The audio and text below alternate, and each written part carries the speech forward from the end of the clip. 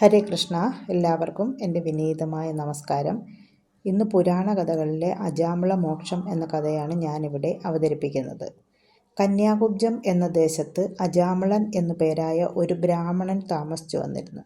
അയാൾ കുലാചാരമനുസരിച്ച് എല്ലാ കർമ്മങ്ങളും പിഴ കൂടാതെ ആചരിച്ചു വന്നു. ഒരു ദിവസം ഹോമത്തിനുള്ള വിറകും മറ്റും ശേഖരിക്കാൻ കാട്ടിൽ പോയപ്പോൾ അവിടെ വെച്ച് സുന്ദരിയായ ഒരു ശൂദ്രസ്ത്രീയെ കണ്ടുമുട്ടുകയും അവളിൽ അനുരക്തനാവുകയും ചെയ്തു ഈ അജാമിളൻ. നാടും വീടും വെടിഞ്ഞ് അയാൾ അവളുടെ കൂടെ താമസമാക്കി. അതോടെ കുലാചാരങ്ങളെല്ലാം മുടങ്ങി.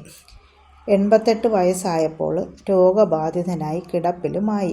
കാലദൂതന്മാർ കയറുമായി അയാളെ നരകത്തിലേക്ക് കൊണ്ടുപോകാനായി തയ്യാറായി. പേടിച്ചു വിറച്ച ബ്രാഹ്മണൻ തൻ്റെ മൂത്ത പുത്രനായ നാരായണനെ വിളിച്ച് സഹായം അഭ്യർത്ഥിച്ചു. അയാൾ തൻ്റെ മൂത്ത പുത്രന് നാരായണൻ എന്നാണ് നാമകരണം ചെയ്തിരുന്നത്. അപ്പോൾ സഹായത്തിന് പീതാംബരധാരികളും ചതുർബാഹുക്കളിൽ ശംഖചക്ര ഗദാപത്മങ്ങൾ ധരിച്ചവരുമായ പ്രകാശരൂപികളായ വിഷ്ണു പാർഷദന്മാർ അവിടെ എത്തി യമദൂതന്മാരെ തടഞ്ഞു. വിഷ്ണു പാർഷദന്മാരെ തിരിച്ചറിഞ്ഞ യമദൂതന്മാർ നാരായണ ദൂതന്മാരെ വണങ്ങി യമപുരിയിലേക്ക് മടങ്ങി.